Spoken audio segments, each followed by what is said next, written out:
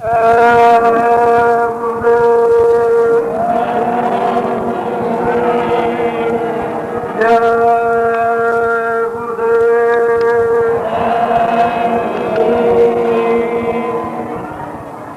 गुरुदेव नाम किसका? जय गुरुदेव नाम किसका?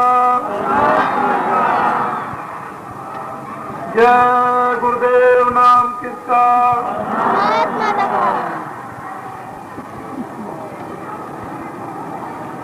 नर नारियों, बच्चे बच्चियों, गांव और शहर के निवासियों,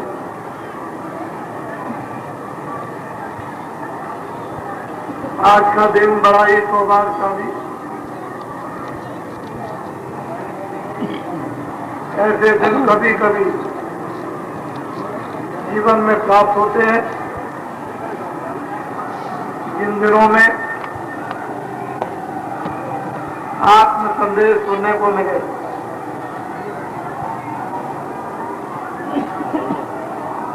परमात्मा की प्राप्ति के लिए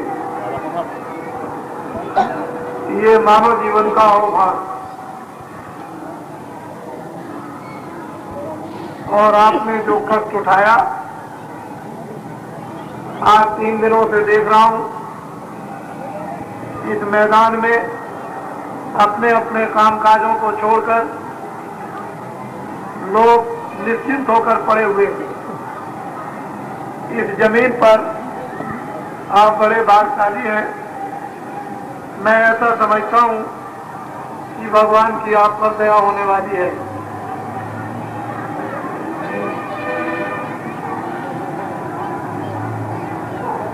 ऐसे जीवन में जब धर्म के लिए कष्ट उठाए जाते हैं,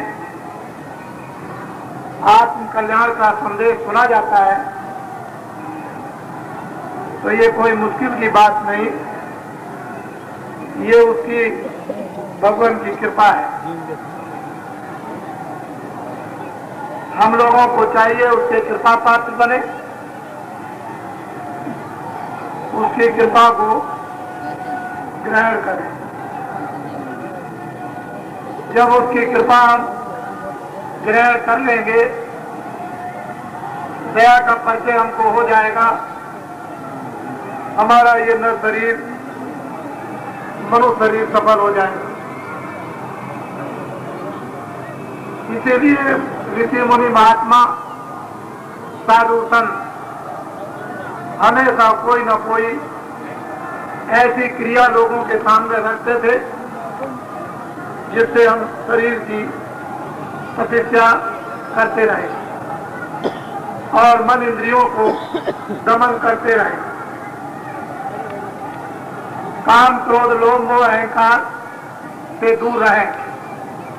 ऐसी कोई न कोई वो महापुरुष क्रिया हम सब गृहस्थ आश्रम में रखते थे और उस समय पर हम सभी लोग लगे रहते थे। अपने धर्म को मुख्य प्रधान सभी कामकाज करने के बाद लक्ष्य रहता था कि मुझे ये काम सायंकाल या प्रातः काल करना। 30 बरस के पहले हम लोगों ने भी जंगल, गांव और शहर के आदमियों को देखा, बिना भगवान ईश्वर का नाम लिए हुए कभी किसी काम में जाते नहीं।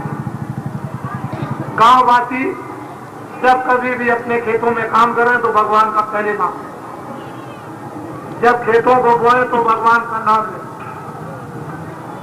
जब खेतों को काटे तो भगवान का नाम लें, अनाज को उठाए तो भगवान का नाम लें। और भगवान के नाम पर कितना अनाज निकाल करके गरीबों को मंदिरों और मठों में पहुंचा दिया जाता था।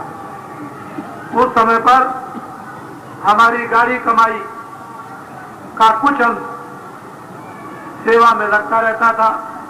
मंदिर के नाम पर, आश्रम के नाम पर, महात्मा के नाम पर, देवी देवता के नाम पर, गंगा जमुना के नाम पर कभी भूल चूक से हमसे गलती हो गई, कोई बुरा काम बन गया तो गाड़ी कमाई का जो पुण्य उसमें क्षमा कर दिया जाता, माफ हो जाता।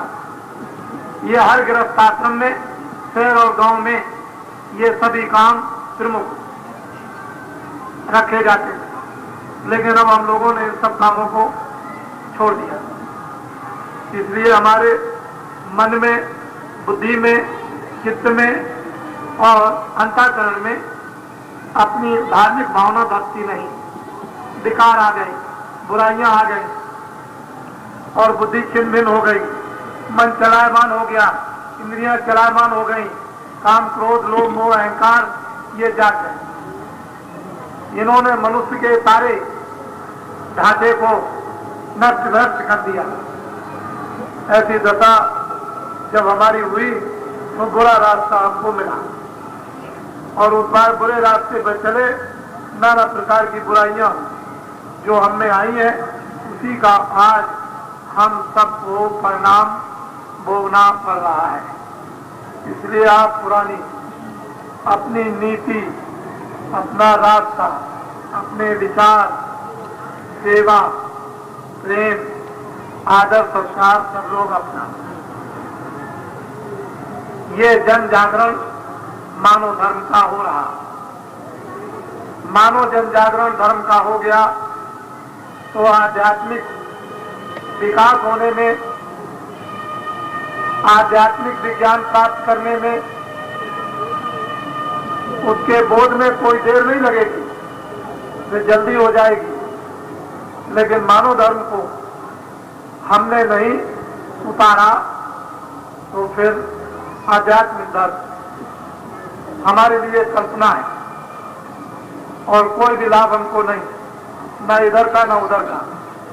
तो आप सीधे साधे सरल महात्माओं के शब्दों में संदेश को सुने और एक छोटा सा संदेश विधि विधान के साथ आपको बता दिया जाएगा और उसमें सबको समझ।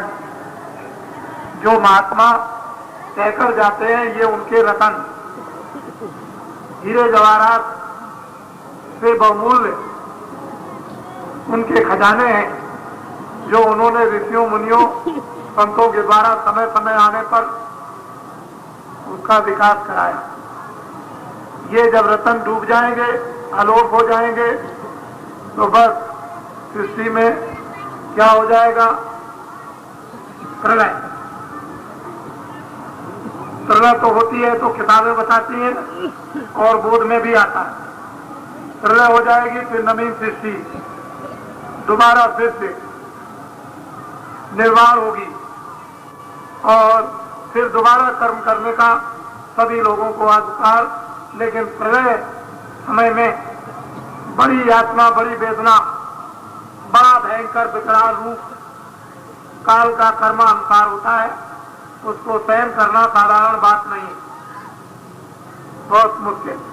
हाहाकार त्रायमाम उस समय पर होता है तो पाप के घड़े को हल्का करो, उसको खाली करो जो भरा हुआ है जल्दी से, जिससे कि खाली हो जाए और आप हल्के हो जाओ। तो साधारण शब्दों में आप संदेश को सुने।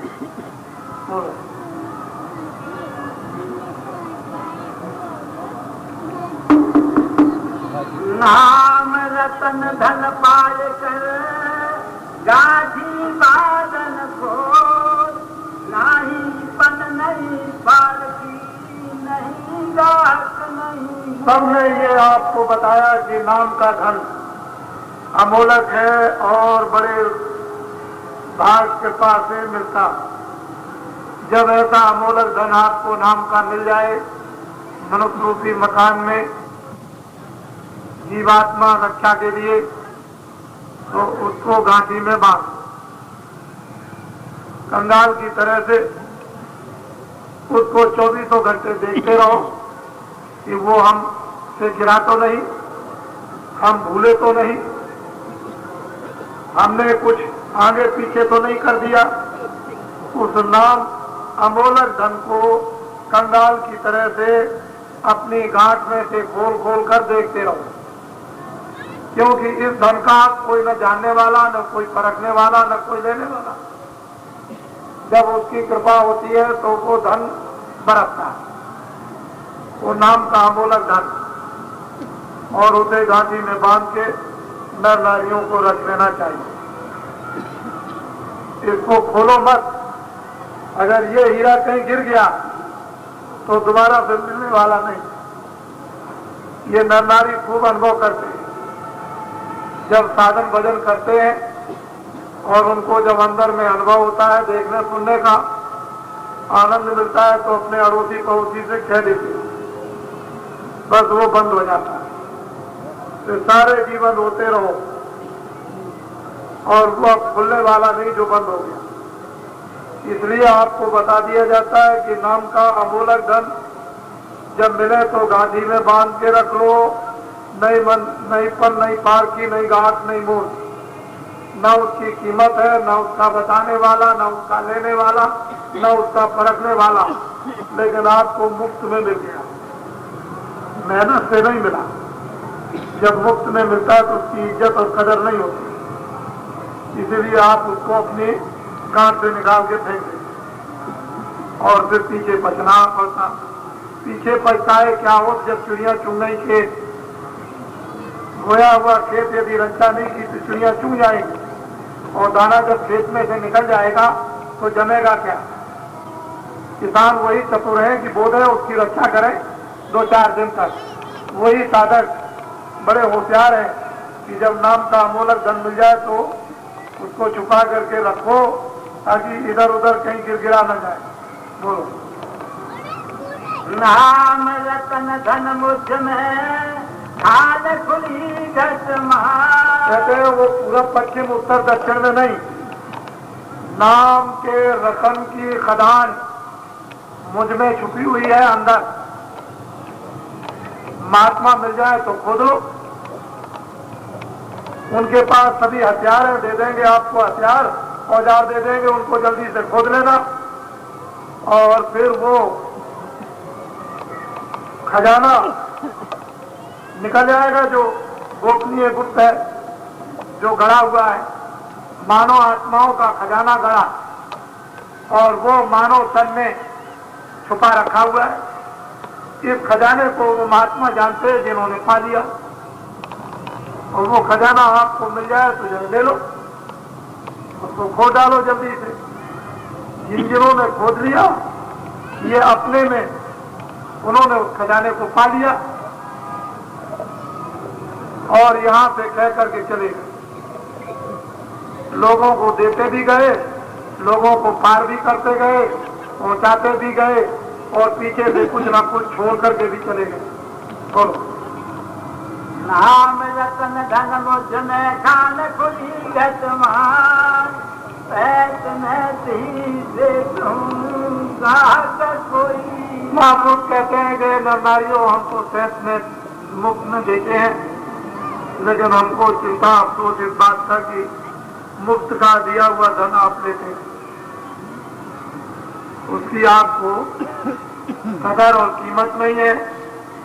मैं तो आपको मुफ्त में दे दूंगा, है तुम्हारे पास, तुम्हारा है, देना चाहता हूं, लेकिन उसकी कदर नहीं, तुम लेते नहीं।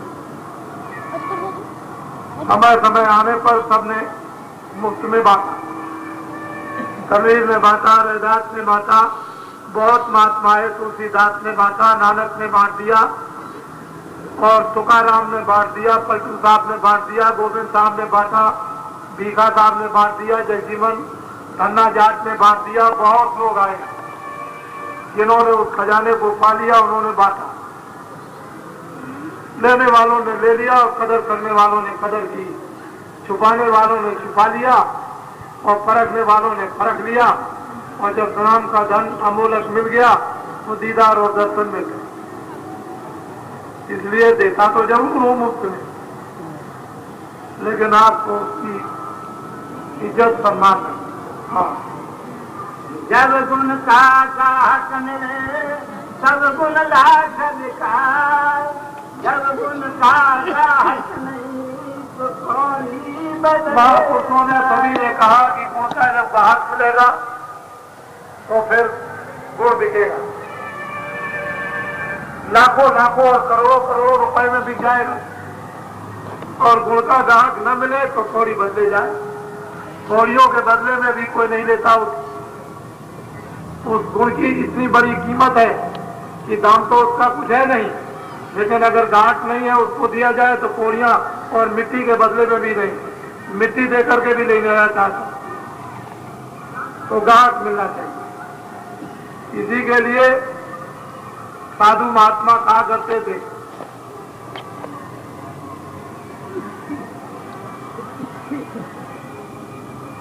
हीरा परखे जोहरी शब्द को परखे साल, जो कोई परखे साध को साका मता। कहते हीरे को जौहरी पहचानता है, किसी अनजान को दे दिए फेंक देगा, लेकिन हीरे की परख पहचान जौहरी को,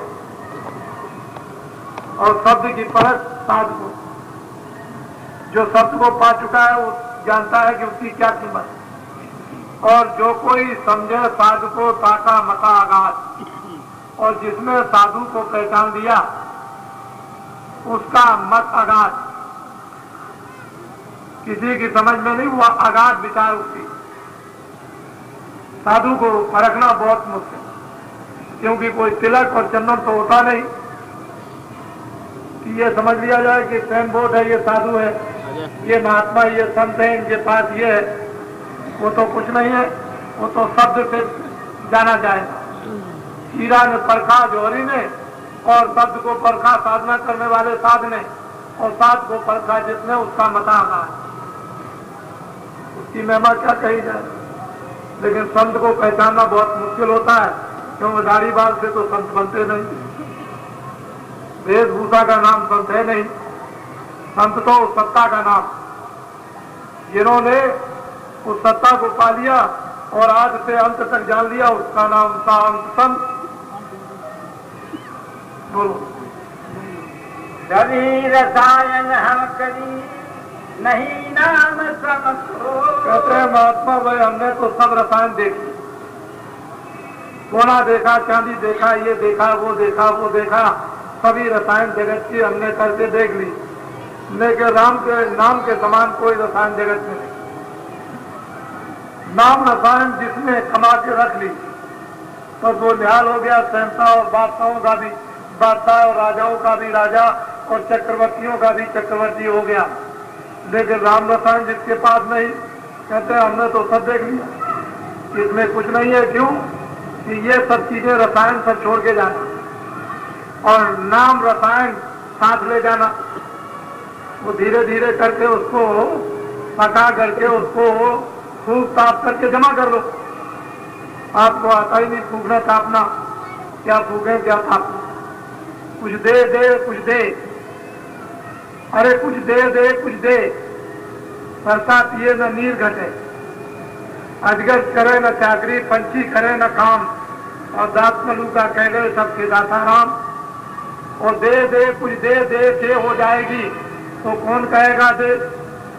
अरे कुछ मतलब फूक ताप ले, कुछ ले ले कुछ दे ले, तो रसायन तुझे पता चल जाएगी कि रसायन क्या। लेकिन राम रसायन नहीं कमा करके रखी तो ये सब रसायन सब बर्बादी। इन रसायनों को जमा करके खाली होकर चले जाओ। बोलो।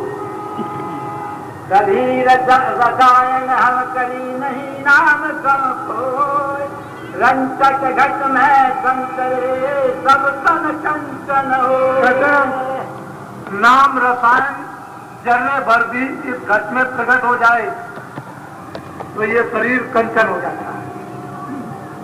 जरा सा भी नाम इसमें आने लगे, सुनाई देने लगे, बोलने लगे, आवाज आने लगे, कीर्तन होने लगे, आसमानी आवाज, कलमा सुनाई दे, तो समझ लो कि रंचक नाम घट में अगर संचार करे तो शरीर कंचन। यह है नाम की उपमा।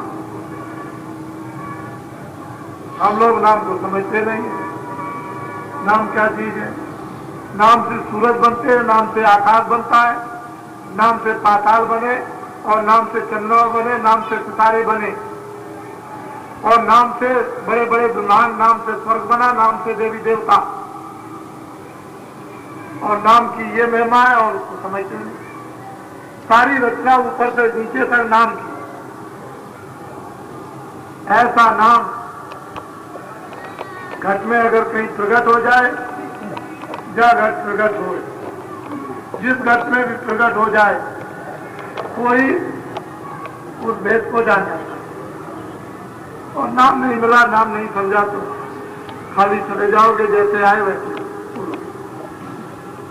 गावनिया के मुख बसु और श्रोता के कान, ज्ञानी के हृदय बसु वेदिका में प्राण। कहते हैं भाई कोई मौसे गाता है, कोई किताबें आंखों से देखता है, कोई कुछ करता है, कोई कुछ करता है, लेकिन कहते हैं जो मेरा भेद जान लेता मैं उनके प्राण, मेरे बगैर वो नहीं रह सकते और मैं उनके बगैर नहीं रह सकता। और पृथ्वी पर जब चलते हैं तो मेरा हाथ उनके पैर के नीचे मखमल गद्दे से भी कोमल मुलायम होता है। मैं नीचे हाथ रखता हूं, उनका पैर मेरे हाथ पर होता है। मैं भेदी का प्राण हूं, जान। मैं उनके साथ 24 घंटे इस तरह से घूमता रहता हूं जैसे मां के पीछे बच्चा रोएगा और पीछे पीछे भगेगा। ऐसे ही भेदी मेरे आगे आगे चलते जाते हैं, मैं पीछे पीछे उनके भागता फिरता हूं। मैं उनकी जान और प्राण। तो आप ये समझिए कि भक्तों के साथ कौन रहता। फिर भक्तों की बात भगवान क्यों टाले। जब कभी भक्त कह देते हैं तो भगवान भक्त के बस में होते आए, फिर वो कहना कभी टालते नहीं। लेकिन भक्त सब कष्ट उठा लेते हैं, बहुत मुश्किल से कुछ कहते हैं। जब इस जगत में भारी भयंकर भगवान को कोई भक्तों के लिए करामात प्राचीन और आने वाले समय के दिखाने के लिए कोई नमूना लोगों के सामने रखना चाहते हैं तो भक्त बत्सल बन करके भक्तों के साथ रह करके दुनिया को कोई चमत्कार दिखाते हैं। नहीं, भक्त तो बड़े ही बर्दाश्त करने वाले होते हैं, वो उनसे कुछ नहीं कहते। लेकिन भगवान भक्तों की टेक को देखकर, उनके प्रण को, प्रतिज्ञा को देखकर खुद कभी न कभी जलवा दिखा देते हैं। दुनिया को ये हो जाता है कि नहीं, ये तो कोई और लीला है। जिनके पास नाम है, नाम के भेदी, नाम को पा चुके हैं, कोई परमपिता प्रभु उनकी जान और प्राण बनते हैं, उनके पीछे रहते हैं हमेशा, कभी उनको छोड़ते नहीं एक सेकंड भी। जब जरूरत आएगी तो अपने आप परिचय हो जाए। बोलो। जब ही नाम हृदय धरा भया पाप का नाम। और जिसके घर में नाम प्रकट हो गया, पाप का जड़मूल से विनाश, चाहे पुण्य हो चाहे पाप हो। रामायण में बिल्कुल साफ कहते हैं, योग की युक्ति, ज्ञान रूपी अग्नि को प्रकट करो और अपने कर्मों को सुबह सुख को जला दो।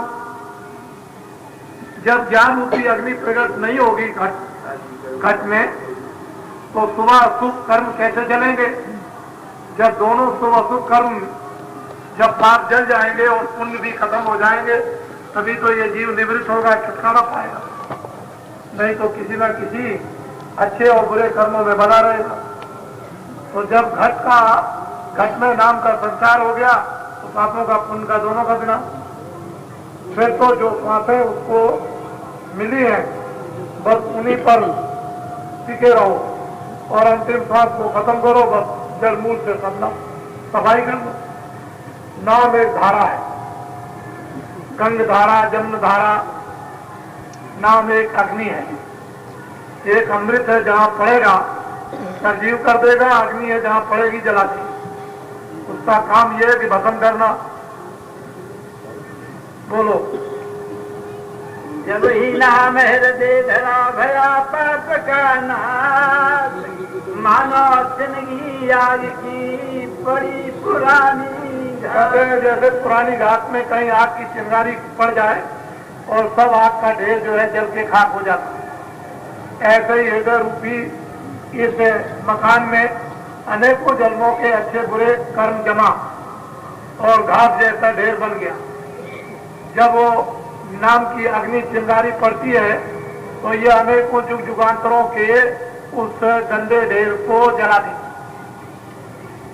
निर्बल जन तो मोह पावे, मोह छल छिद्र कपट नहीं भावे, प्रेम से प्रकट हो मैं जाना। अग्नि लग गई, जल गए, प्रेम से प्रकट हो मैं जाना। मिलेंगे कहाँ? जब संत मिल जाएंगे। गुरबिन भावने तरह न कोई, जो ग्रंथ शंकर सम होई।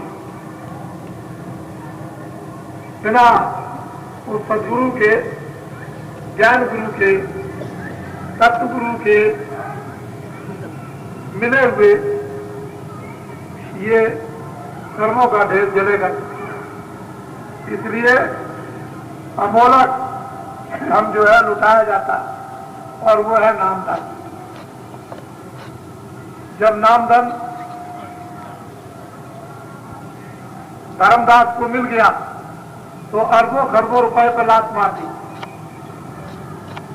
और उसको सबको मिट्टी समझा। दुनिया ने समझ लिया, अच्छी तरह से देख लिया कि अरबों खरबों रुपए पर ठोकर मार दी और साधुओं के पीछे दीवाने होकर और उन्होंने भी उस मालिक को प्राप्त कर लिया। इससे ये पता चलता है कि नाम का धन दुनिया के इस जड़ धन से कितना कीमती और कितना आनंद का है कि जब उस धन को पा जाते हैं तो इस धन पर लात मार देते हैं और इस धन को पार कर बादशाहों ने ठोकर मार दी और इतिहास कहता है सीधे जंगलों को चले गए और दोबारा लौट करके नहीं आए। जिस समय पर तुलसी साहब को पूना की राजगद्दी सौंपने के लिए उनके माता पिता ने उनको मजबूर किया, उसके पहले ही उनको नामधन मिल गया था। घोड़े पर सवार होकर एक दिन के पहले ही जंगलों में सिपाहियों के साथ रवाना हो गए और इतनी दूर चले गए उस जंगल में कि सिपाहियों का न मालूम कहाँ आना जाना और घोड़े को छोड़ दिया, जंगल का रास्ता पैदल पकड़ लिया, राजगद्दी को त्याग दिया। नामधन एक ऐसा था। वो राजा जनक जब उनको नामधन की एक किलकारी मिली तो देखिए विदेह हो गए और राज को राज नहीं समझा। ऐसे बहुत से प्राचीन सतयुग त्रेता द्वापर के इतिहास राजाओं के हैं, लेकिन यह है कलयुग। इस युग में ज्यादा अधिक कृपा उस प्रभु की है कि मलिन युग है, विदेश उनकी दया हो रही। कलयुग में आसानी से नामधन को प्राप्त कर लिया जाता है और सतयुग त्रेता द्वापर में नामधन प्राप्त कठिन से कठिन साधन करने के बाद भी नहीं होता था। राजगद्दी त्यागने पर भी नामधन नहीं मिलता था, तपस्या करने पर भी नहीं मिलता था, भूख प्यास खाना पीना छोड़ने पर भी नहीं मिलता था। शरीर को उठा दो, हड्डी हड्डी दिखाई दे, जब भी नामधन नहीं मिलता था। अब तो कलयुग में उसने दया कृपा कर दी कि नर नारियों को सुगमता से नामधन मिल जाता। कोई परेशानी साधना में उपासना में नहीं, सिर्फ इतना ही है कि इधर का पौधा उखाड़ कर इधर लगा दो। जो इधर आपने ध्यान को फैला रखा है, इधर से हटाकर जब अंदर में महात्मा बता दे कि यहाँ पर अपने ध्यान को हटाकर यहाँ लगा दो, उतने में नाम चिंगारी प्रकट हो जाएगी इस मनुष्य रूपी द्वार में और सब पापों को जला देगी। जब पाप जल जाएंगे तो ये कपाट खुल जाएगा। राम नाम रूपी मणि आपके सामने जलती हुई सूरज और चंद्रमा और जितने भी तारे चमकते हैं और लाखों सूरजों को और इकट्ठा कर दिया जाए तो इस राम नाम मणि के सामने उसके प्रकाश में ये सूरज की रोशनी लज्जित हो जाएगी। इस तरह से कि दिन में भी तारे निकले रहते हैं, जब सूरज निकलता है तो उसकी रोशनी में तारे छिप जाते हैं। ऐसे ही राम नाम रूपी उस प्रकाश मणि में ये सूरज का प्रकाश छुप जाएगा। लेकिन जब तक चिंगारी नहीं नाम की मिलेगी, पाप पसंद नहीं होंगे, कपाट खुलेगा नहीं, तो फिर कहते सामने दिखाई देगा। ये लेट के बैठ के सुबह शाम दोपहर 10 मिनट आधा घंटा घंटा भर जब जहां जिसको समय मिल जाए, नहाओ मत नहाओ, कहीं समय नहीं मिलता है तो छठी में कर लो, वहां भी नाम धन मिल जाएगा। इससे और सुगम सरल इस कलयुग में क्या साधना हो सकती है कि छठी में छुआछूत भी नहीं, वहां भी ऐसे अमूलक धन को कमा सकते हो। पर अफसोस ये है कि ये सब कुछ सुविधाएं देने पर भी ये जीव इतने माया प्रपंच में भूले कि उनको माया से होश ही नहीं आता कि हमारी भलाई किसमें है, हमारा हित कौन करेगा। वो तो ये समझते हैं कि माया ही हमारा हित करेगी, और माया रोज आपके हाड़ों को तोड़ती है, रोज रुलाती है, रात को सोने नहीं देती, दिन को बैठने नहीं देती, मोहब्बत और प्यार किसी से करने नहीं देती, 24 घंटे छड़ी लेकर और तुम्हारी कमर में मारती रहती है और बंदर की तरह से तुमको नचाती। फिर भी तुम ये समझते हो कि हमारा हित इसी से होगा। महात्माओं को अपना हित ऐसी नहीं समझते, मददगार अपना दोस्त नहीं आप समझ रहे हो, तो इसमें किसकी भूल है। अधिकार आपको अच्छे और बुरे कामों का पूरा मिला है, देखने सुनने बोलने समझने का, तो अधिकार का दुरुपयोग करो तो गलती आपकी, कोई भगवान की और देवताओं की तो गलती नहीं।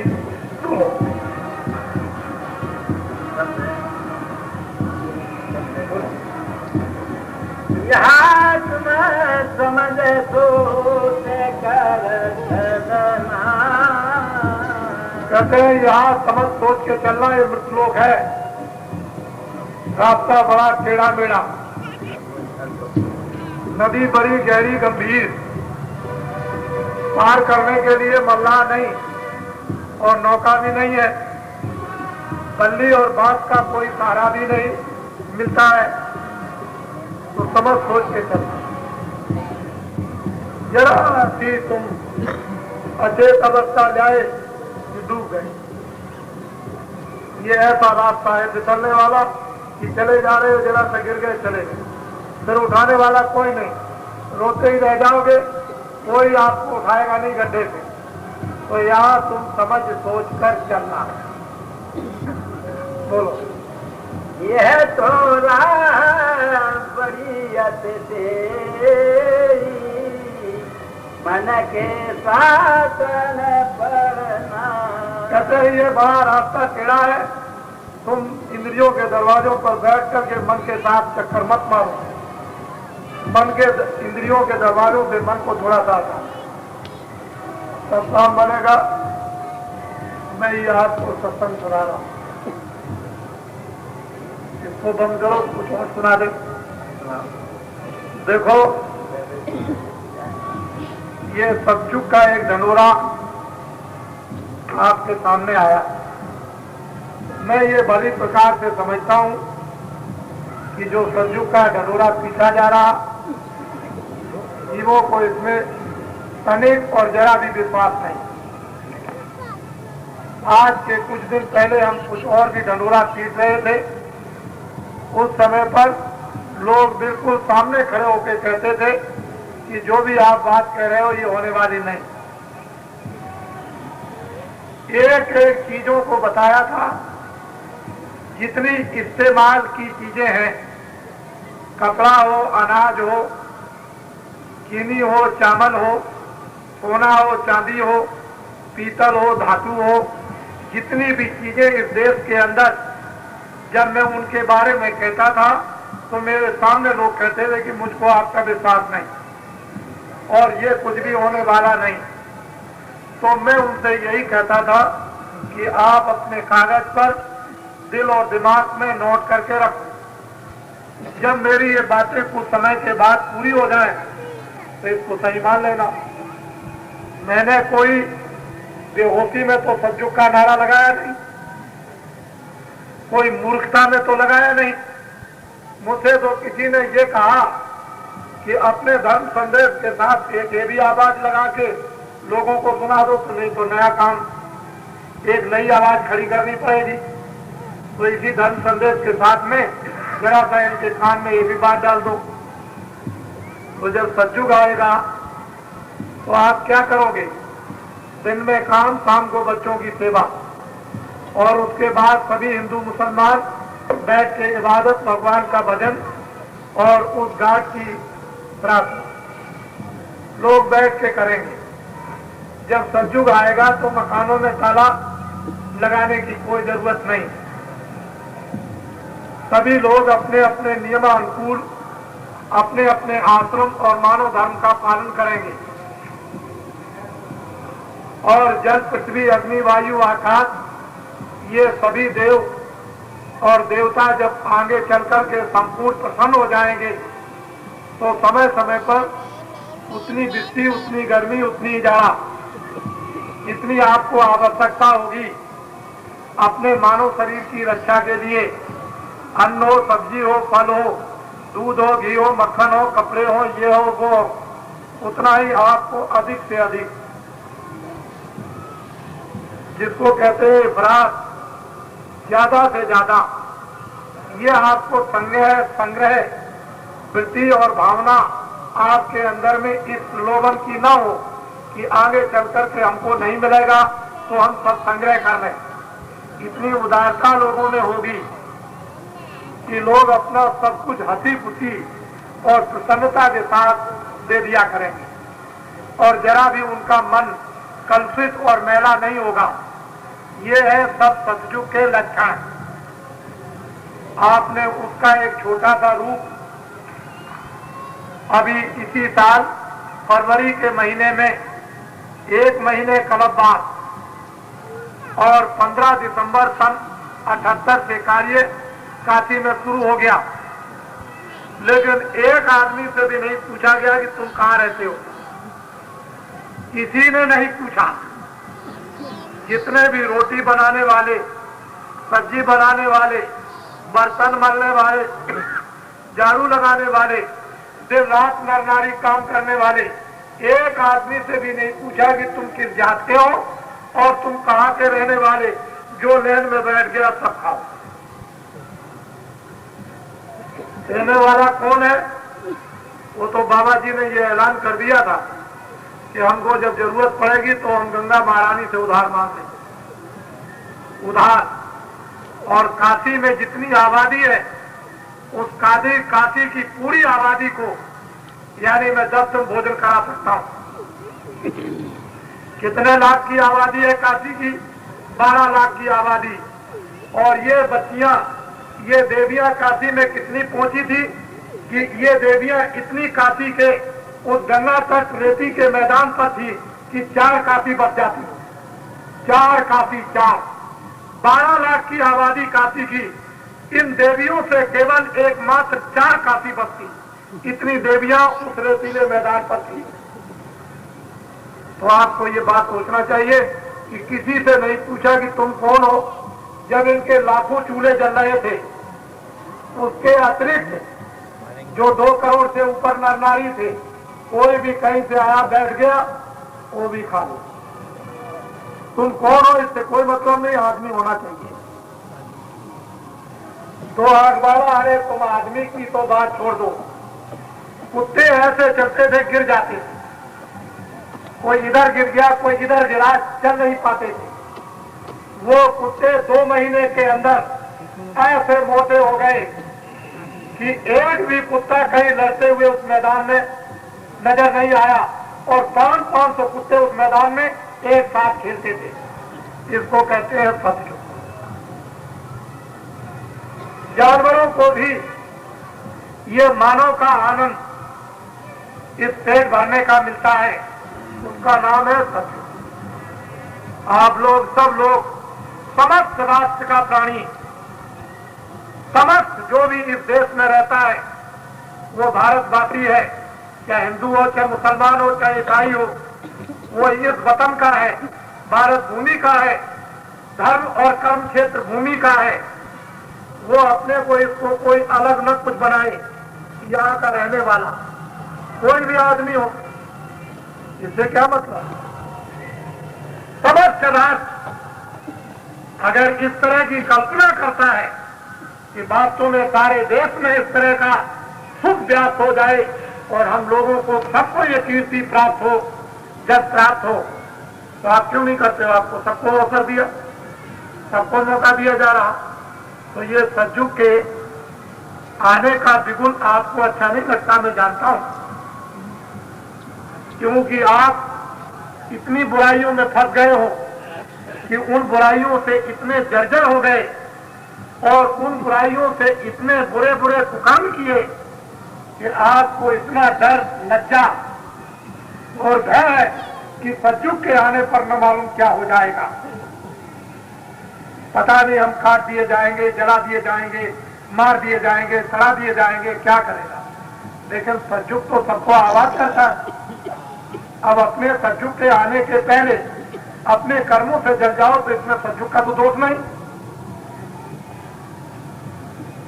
इसमें कोई उसको तो बुरा नहीं कहना, उसके आने के पहले ही तुम्हारा सफाया हो जाए तो सतयुग की इसमें क्या बात है।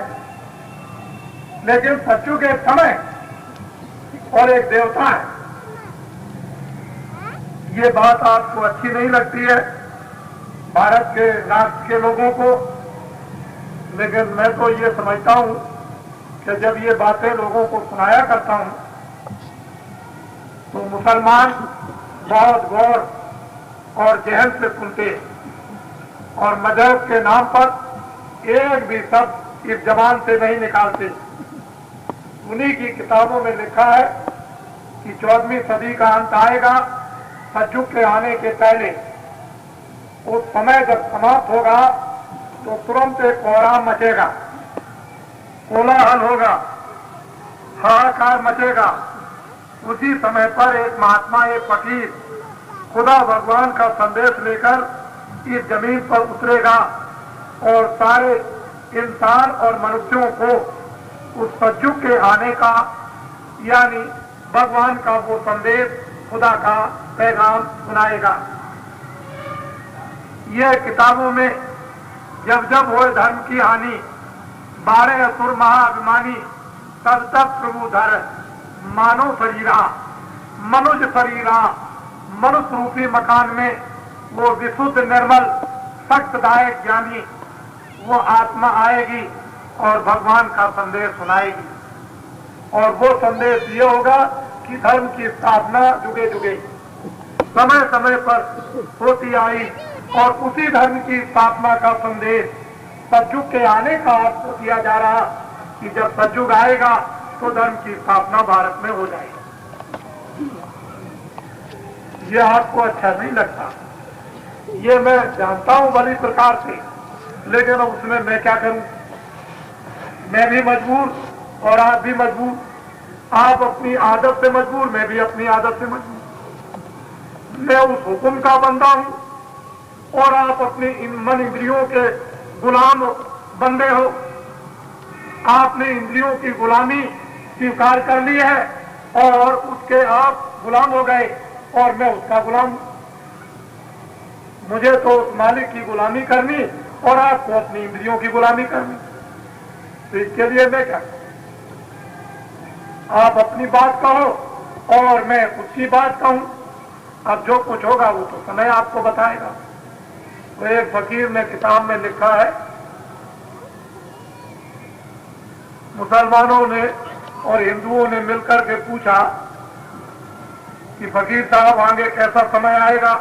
कोई लड़ाई हो रही थी हिंदू मुसलमानों में, उसी पर फकीर से कुछ पूछ रहे थे। तो उन्होंने कहा कि देखो हिंदू मुसलमानों, अभी तो 300 बरस मुसलमानों का राज रहेगा। कश्मीर से एक आवाज आई कि जनेऊ काटे जा रहे, तमाम हिंदुओं के जनेऊ तोड़े जा रहे। उसी बीच में हिंदू मुसलमान एक फकीर की सोबत और सत्संग सुन रहे थे। ये प्रश्न उसी समय पर आ खड़ा था। उन्होंने कहा अभी तो मुसीबत का सामना करना है, क्योंकि 300 बरस मुसलमानों का राज रहेगा। तो कहने लगे फिर क्या होगा कि सफेद चमड़ी वाले आएंगे, भारत में तिजारत करेंगे और थोड़े दिनों में इतने धनी मानी शक्तिशाली हो जाएंगे कि मुसलमान बादशाहों को मार भगाएंगे। फिर क्या होगा? कहने लगे कि सफेद चमड़ी वालों का राज होगा, सूरज जहां से निकलेगा, जहां डूबेगा, वहां तक सैकड़ों वर्षों तक राज चलेगा। फिर क्या होगा? कहने लगे एक कौमी आवाज उठेगी, उसमें नेता और लीडर पैदा होंगे और तमाम जमहूरियत नेता और लीडरों का साथ देगी और सफेद चमड़ी वालों को मार भगाएगी।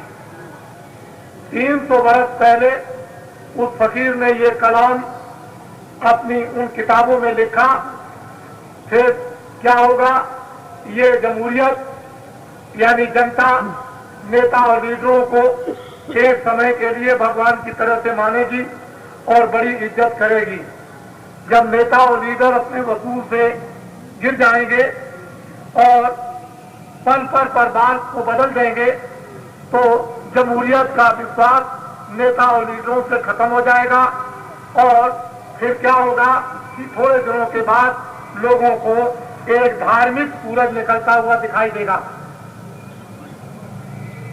लोगों को एक रोशनी मिलती जाएगी, एक सहारा मिलता जाएगा, एक शांति मिलती जाएगी, कष्ट दूर होते जाएंगे, धीरे धीरे धीरे धीरे सुख की तरफ चलेंगे। एक नया पैगाम, एक नया संदेश सुनने को मिलेगा। ये उस फकीर ने उस समय पर लिखा, 350 वर्ष पहले, लगभग तुलसीदास जी के करीब करीब समय था। और उन्होंने भी कुछ लिख दिया, दूसरे फकीरों ने भी लिखा और हिंदू महात्माओं ने भी लिख दिया। लेकिन हम लोग, अरे इन बातों से हमको क्या मतलब, हम इन पर विश्वास नहीं करते। आप मत कीजिए, आपसे हाथ कौन जोड़ता है? वो तो उसका डंडा ही आपको विश्वास करा लेगा। बाबा जी कुछ नहीं, वो तो कुदरत का डंडा है, वो तो वही आपको विश्वास करा देगा। आप विश्वास मत करो थोड़े दिन के लिए, कुछ दिन के बाद कर लेना, लेकिन कलयुग में सतयुग आएगा। जो भी कार्य करो, ऐसे कार्य करो जिससे आपकी सेवा का दूसरों को सही माने में लाभ और मानव मानव बन जाए, चरित्रमान सदाचारी बन जाए। ऐसा नहीं है कि हम दूसरों को परोपदेश कुशल बोलते रहे, दूसरों को शिक्षा देते हैं, भांग मत पियो और अपना गोला डकार लेते हैं, अपना खा जाए दूसरों को शिक्षा दे ये भांग मत पियो, बीमारी कैसे दूर होगी। दूसरों से कहे कि आप शराब मत पियो और खुद बोतल चढ़ा जाए, खुद चोरी करे, दूसरों को नसीहत दे चोरी कैसे छूटेगी। स्वयं डकैती डालोगे, दूसरों को कहोगे डकैती डालोगे तो सजा मिलेगी। तो कुदरत के कुछ ऐसे नियम हैं कि करते रहो। आप तो समझते हो हम सबको धोखा देते हैं और एक दिन वही आकर के खड़ा हो जाए, फिर वो सजा आपको मिल जाएगी। कुदरत के नियम कुछ अजीब और गरीब। यह रहस्य वो जग जाने जो जिसका मिलाप उससे हो जाए, उस रहस्य को वो जानता। ऐसे अजीब और गरीब उसके कुदरत के विधान और नियम है, हम लोग नहीं समझ पाते हैं। तो कुछ ऐसा काम करो कि जो मुझ में गुण हो दूसरों को दे दो और अपने अवगुणों को छोड़ दो, तो काम धीरे से बन जाएगा। लेकिन दूसरों को शिक्षा देते हो और आप गड्ढे में गिरते हो तो कैसे काम होगा? बहुत मुश्किल की बात। तो ये जन समुदाय है, उसके सामने एक समझ।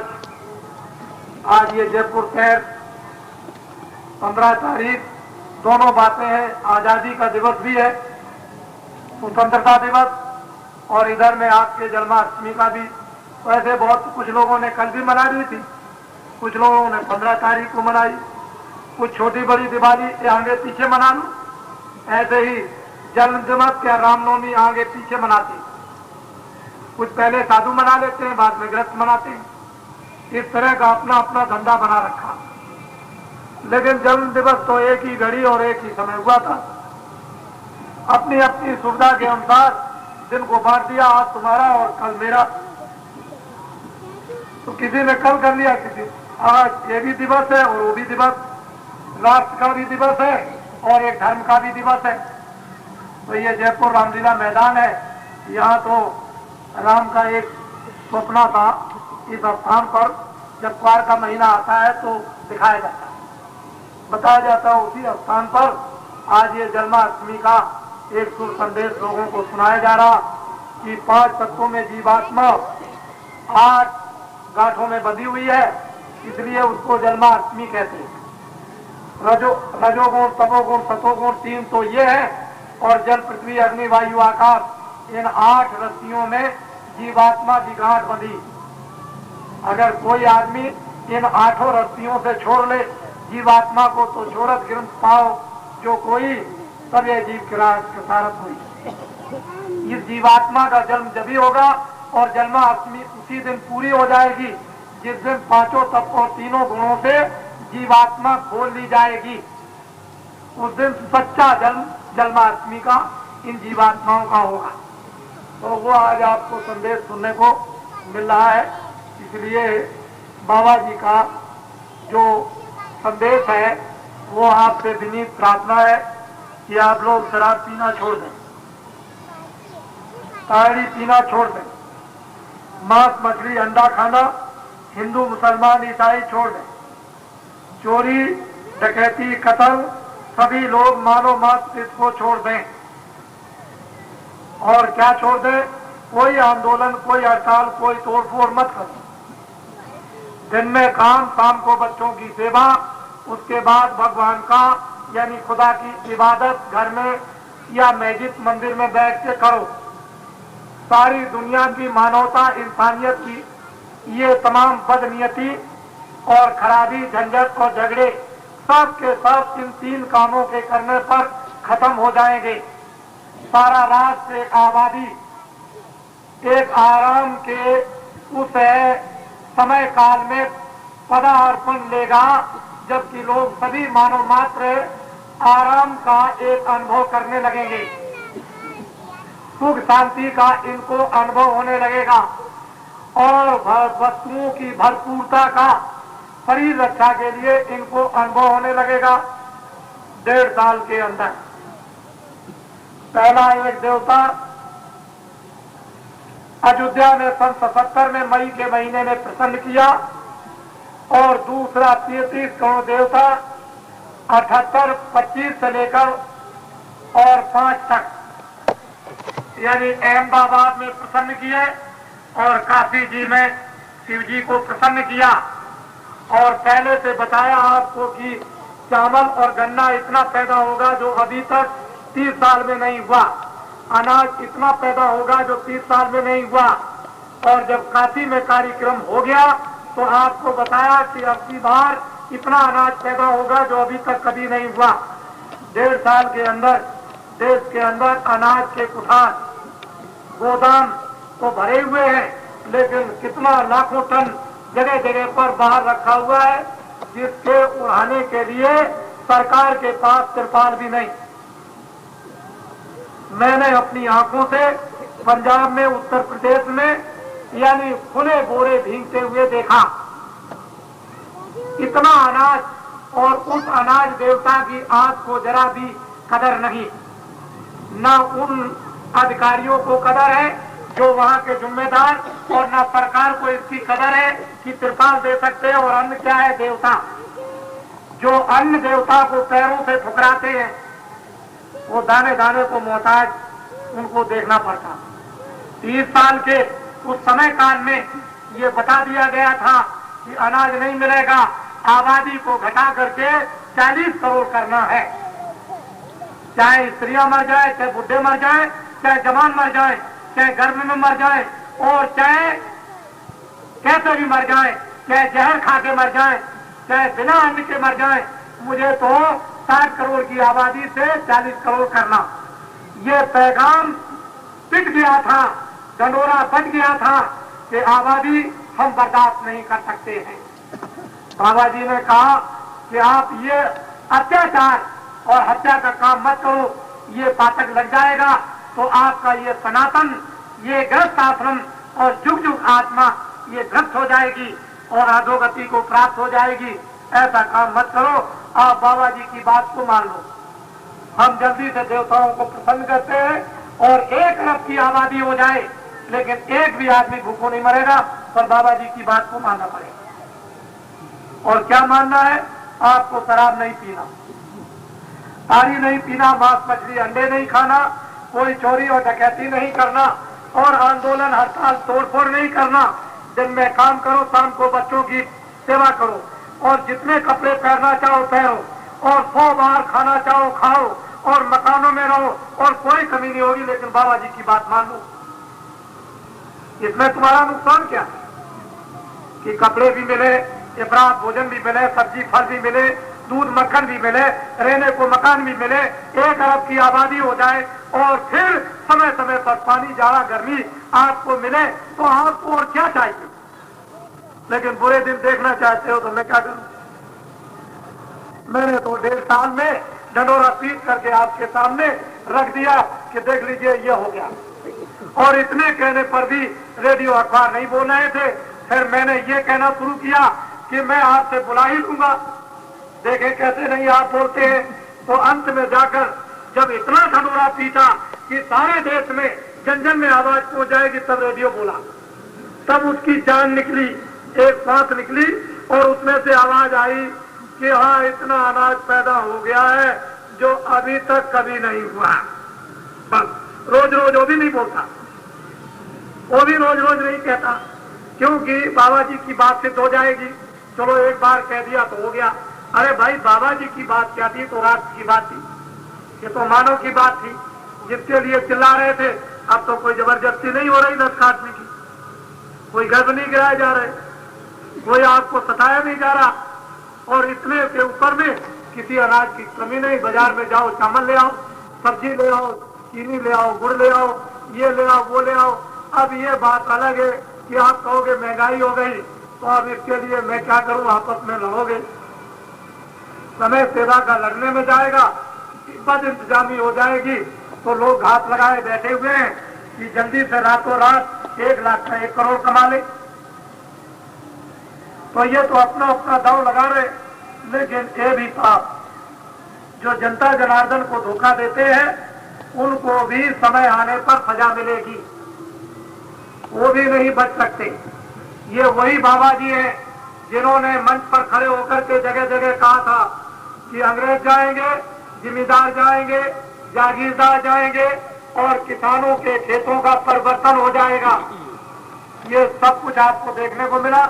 और ये बाबा जी वही है कि इंसानों की नस-नस काटी जाएगी और इनका कचूमर निकल जाएगा। आप तो मानते नहीं थे, लेकिन फिर देवताओं से यानी 2 बरस की मोहलत मांगी। आप 2 बरस की मोहलत मिली है, इसी में अपने को समझ जाइए। और 2 बरस मोहलत में नहीं समझते हो तो आप जाने, आपका काम जानो। बाबा जी ने तो आपकी तरफ से मोहलत मिल गई। अब ज्यादा करो या कम करो या बिल्कुल छोड़ दो, ये आपका अधिकार है। इसलिए जो बातें हैं देश की, मानव की, समाज की, आत्मा की, और धर्म की, और कर्म की, और न्याय की, और प्रेम की, और सत्य की, और मोहब्बत की, और लोगों के एक दूसरे सेवा और सत्कार की, और आदर की, और इज्जत की, उसको तो मान लीजिए आप। बाबा जी ने कौन सा पाठ बुरा पढ़ा दिया? तो ये साधारण शिक्षाएं हैं। कलयुग में सतयुग आ गया, हम कुछ नहीं जानते। तुम जमीन से उतर के आओ, काले बन के दर्शन दो, हमें इससे कोई मतलब नहीं। उतर के आएगा, आप लोग उसकी स्वागत तैयारियां करें। देखो बच्चे बच्चियों, अभी से अपने अपने बच्चों के लिए छोटे छोटे बच्चों के लिए अभी से चूड़ीदार पैजामा, उसमें ज्यादा कपड़ा नहीं मिलेगा, 12 साल के नीचे बच्चे और बच्चियों के लिए चूड़ीदार पैजामा, जो ऐसे चूड़ी ऐसे मोड़ दी जाती है, चूड़ीदार बच्चों के लिए पैजामा और एक एक कुर्ता बना करके रखो। समझ रहे हो? सुन रहे हैं कि नहीं? छोटे छोटे बच्चों के लिए 12 बरस से नीचे चूड़ीदार पैजामा और कुर्ता उनकी साइज का बनाकर रखो। उसकी हमें बहुत बड़ी जरूरत पड़ेगी हमारे देवताओं को, इसलिए अच्छी तरह से सिलकर सफेद कपड़ा होना चाहिए, काला और वैसा नहीं, नीला पीला। और बच्चों को ये पगड़ी गुलाबी बांधी जाएगी और वो दिन और तारीख अभी थोड़े दिनों के बाद आपको बता दी जाएगी। और बच्चों का एक कार्यक्रम सारे देश में होगा। अभी तो आपने देखा होगा जयपुर में कि जानवर, हाथी, घोड़ा, बैल, ऊंट, गधा, बकरी और कुत्ता और बिल्ली आपने देखा, तो बाबा जी को कोई पागलपन है? लेकिन आप खड़े होकर के देख रहे थे और उस समय पर आप कर रहे थे मजाक। ये सब बातें इतिहास में चरितार्थ एक एक होंगी। आपको अभी कुछ नहीं मालूम है। अभी बच्चों का कार्यक्रम तारीख निर्धारित होने पर होने जा रहा सारे देश में। अब क्या होगा उन बच्चों के द्वारा, क्या कहलाया जाएगा, क्या शिव जी उन बच्चों से बच्चियों से कहलाएंगे? अरे तुम क्या है, आसमान से फरिश्ते और कब्रों से भी फरिश्ते आकर उन बच्चों के सामने खड़े हो जाएंगे। आपको भी क्या मालूम? खैर हमारी बातें तो ऐसी हुआ करती है, हंसी। हम तो ऐसी बातें आपको सुनाते हैं जो आपको कभी विश्वास न और आपकी बुद्धि में घुसे ना, ऐसी बातें सुनाने का हमारा काम। और ये आपको याद कराना, मनाना नहीं कि जब हमारी बातें आपके सामने आ जाए तब मान लेना। याद जरूर रखना। इसलिए बच्चे बच्चियां सब नर नारी आप, और जो लोग ये कहते हैं बाबा जी, बहुत से लोग कहा करते हैं दुकानों पर चाय की, होटलों की दुकानों पर या कहीं बस स्टेशन या ट्रेन के स्टेशन पर क्या कहते हैं, बाबा जी तो अमेरिका चले गए और बाबा जी जेल में बंद हो गए। लोगों को आप बरगलाना चाहते हैं, आप लोगों को धोखा देना चाहते हैं, इसकी भी सजा आपको मिलेगी। आप ऐसा मत सोचें, नहीं असत्य संपातक कुंजा, असत्यता के समान यानी पातक दूसरा नहीं होता, उसकी भी सजा आपको मिलेगी, क्योंकि आप बरगलाते हैं, धोखा देते हैं। चंद जो है ये मिट्टी के वो जो घड़ा होता है उसके चंद पैसों पर, मिट्टी के घड़े के पैसे हैं, है उसमें कुछ नहीं, उसके लिए आप धोखा देते हो, तो यह भी बात आपकी सिद्ध नहीं होगी। ये भी बिल्कुल एकदम से आपकी झूठी हो जाएगी और समय तो आपको सब कुछ बताएगा, तो दिखाएगा। नवंबर तक 2 करोड़ पुरुषों के मस्तक पर आपको पगड़ी हर प्रांतों में दिखाई देगी और थोड़े दिनों के बाद, कुछ और समय के बाद और पगड़ी दिखाई देगी। मूल नर नारी 10 करोड़ हो जाएंगे 31 मार्च 80 के अंत समय तक, और इनके माँ बाप के 4 बच्चे 20 करोड़, ये 10 और 20 30, और आगे पानी में कुदाने की परीक्षा, और इनको एक आदेश, उसी समय पर इनको एक ज्ञान प्राप्त होगा, लौकिक और पारलौकिक, और एक के ऊपर एक, एक के ऊपर एक, बिना तनख्वाह के एक के ऊपर एक मास्टर, अध्यापक ज्ञान देने के लिए एक के ऊपर एक। आबादी कितनी है तो रात को सोचना, मैं इसको नहीं बताता हूं। बोलो जय गुरुदेव। अब मैं आपको नामदान देना चाहता हूं। ये प्रभु का हम छुपा के नहीं रखते। आप किसान की तरह से अपने खेत को बांधो, पानी गिरा बाहर न जाए। मन को, बुद्धि को, चित्त को, आंखों को, कान को, दिल दिमाग को बांध के रखो। जो वर्षा कर दी जाए उसको बीच में रखो, हजम करो। बाबा जी को सबके ऊपर वर्षा किए देते, ये उनका हुक्म है कि सब पर वर्षा कर दो। जो रख सकता है रख लेगा, और नहीं रख सकता है तो मेरी चीज मेरे पास आ जाएगी और बाद में उसे पछताना पड़ेगा। तो ये भगवान का गोपनीय धन, अमोलक, नर नारियों को सबके सामने समक्ष बैठकर ये सौभाग्य मानव जीवन का, बड़े भाग मानो संतावा, सुर दुर्लभ सब ग्रंथन गावा।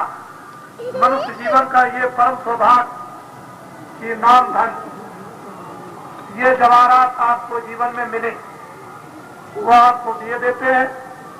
आप उसको खुशी से, सम्मान से, बाइज्जत लेकर के जाओ।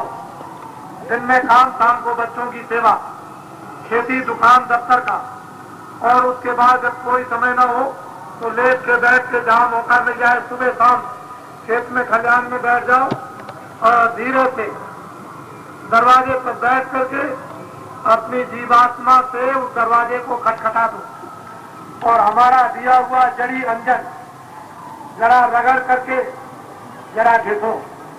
तो 10 दिन, 15 दिन, 20 दिन, महीने के अंदर में जब रगड़ लगेगी तो ये मैल कब जाएगा और दरवाजा खुल जाएगा।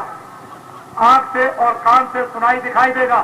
तो धोखा कौन किसको देगा, ठगेगा कौन किसको? जब दिखाई भी देगा, सुनाई भी देगा, आनंद भी आएगा, ज्ञान भी मिलेगा, तो धोखा किस बात का? धोखा तो जब होता है जब आपको ठग लिया जाए। इसमें ठगने की बात क्या? जमीन पर सोना बिछा दो तब भी ये अमोलक धन नहीं मिलेगा भगवान नाम का। जो आपको मिला जाता है उसको ले लो प्रेम के साथ। चमड़ा भी शरीर का चू चू गिरे और अगर नाम धन मिल जाए तो सस्ता कर, बहुत सस्ता। इसको ले लीजिए, आपको भी बता देते हैं। जो जो भगवान का नाम मैं बोलता जाऊं, सब लोग एक आवाज में बोलिए।